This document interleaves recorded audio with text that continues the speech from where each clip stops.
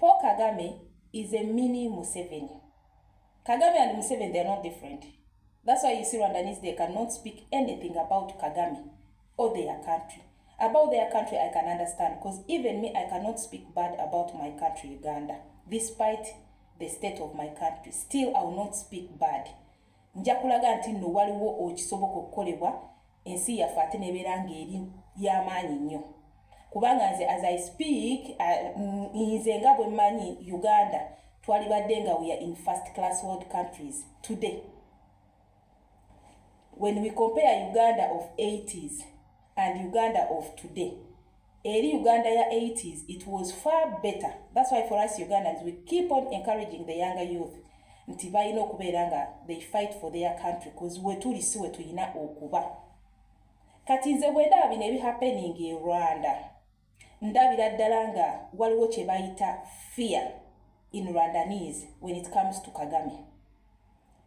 Ndaba nga Omunyarwanda tasobola na kuddaawo n'ayogera ku street erinnya Kagame just like that.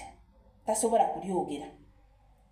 Kubanga woba olaba nti nno Kagame continues okubeera nga ateekako emisango gya treason cases on opposition leaders mu Rwanda.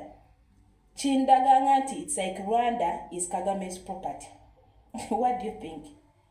I feel like Rwanda is Kagame's property.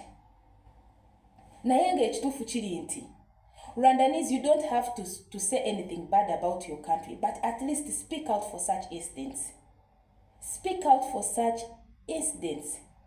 Because she has a right. Wetubeera nga tugamba nti tutambulira ku nkola ya demokrasiya. Lwaki omuntu omusiba because of her political affiliations? Bwetubanga tutambulira ku nkola ya democracy, lwaki oba omuteekako omusango gwa treason? Because she's not the first one mu Rwanda omuteekako omusango gwa treason. Ate nga bebateekako, those are the opposition leaders, oba abantu abawakanya Kagame.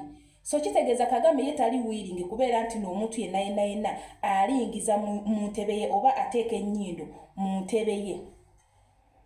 Wenkugamba nti nno Kagame is a mini Museveni. Am I wrong? Siri mukyamu. Kyova olaba nti nno Museveni agezaako nnyo okulaba nti nno Kagame byakola Abanyarwanda mu Rwanda awulira nga ayagala abikole ki abireete ne mu Uganda, which we cannot allow. That's why we Ugandans will continue to fight for our country, because Uganda is a beautiful country. Nze bwe ndaba pictures of 80s, nesoma history of 80s, ne comparinga ne today 2025, Museveni yasanga Uganda nga Uganda is a better country. Naye today Uganda is on its grave. Kyova tugamba nti no, yes, wetuli si wetuyina okuba. That's why we keep on fighting. That's why we encourage the young generation to fight for their country. Kubanga ffe mu Uganda twalibadde nga abavubuka. We are not unemployed. There are so many youth today in Uganda abali unemployed. Olaba nti Abannayuganda abasinga abaana abato, educated Ugandans, doctors, nurses, teachers, engineers, bagweredde mu Middle East countries.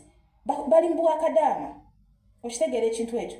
Nega si kye kyalibaddewo, ky'obola nti no, for us we keep on fighting. This is the same thing we want at least you guys Rwandanese to do.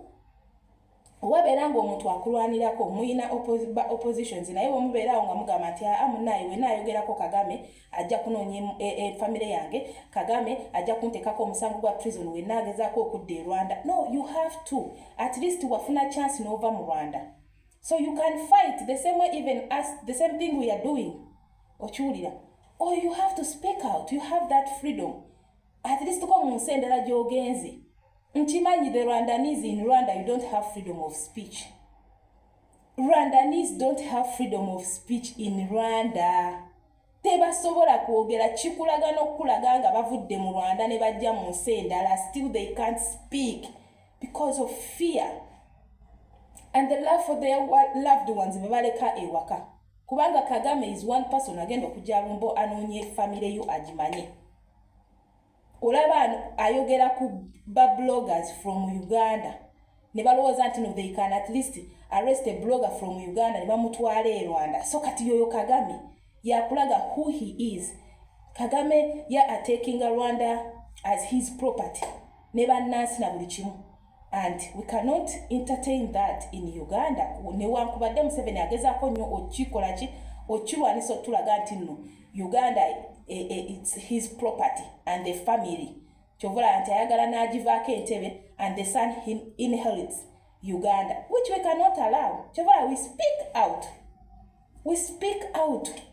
Mu East Africa, these two men, bana abasajja ababiri we bati Kagame and Museveni, bakoze damages nyingi nnyo mu nsi ezitulinaanidde mu East Africa just because of dictatorship. Bo baagala ne babeeranga ekintu bakitwalanga family affair. Ensi yaffe baagala ne bagitwalanga as if it's their property. Naye we cannot allow that. So my brothers and sisters from Rwanda, you need to fight for your country. Kubanga yomutalwanira nsi yammwe teri agenda gibalwanirira. You guys mulekerawo okubeera nga Kagame abalinnya ku nsingo. You guys stop suffocating. Nga musuffocatingira obulamu obutali butuufu. Just because okubeera nti you survive, you need to pretend that yes, my country is okay, everything is okay. Naye nga deep inside you, you're melting. Olabira ddala nti no. Bingi ebyetaagisa okukola nga naawe okimanyi nti no yes, you're under dictatorship. Omusajja tabakkiriza wadde okwogera. You don't have freedom of speech in Rwanda. You don't have. Wabeera nga Rwanda, he can arrest an opposition leader n'amuteekako omusango gwa treason. How about you, a civilian?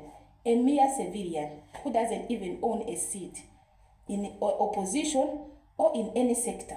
Ngoli just civilian. So please, East Africans at large, we need to speak out. We need to put an end on dictatorship.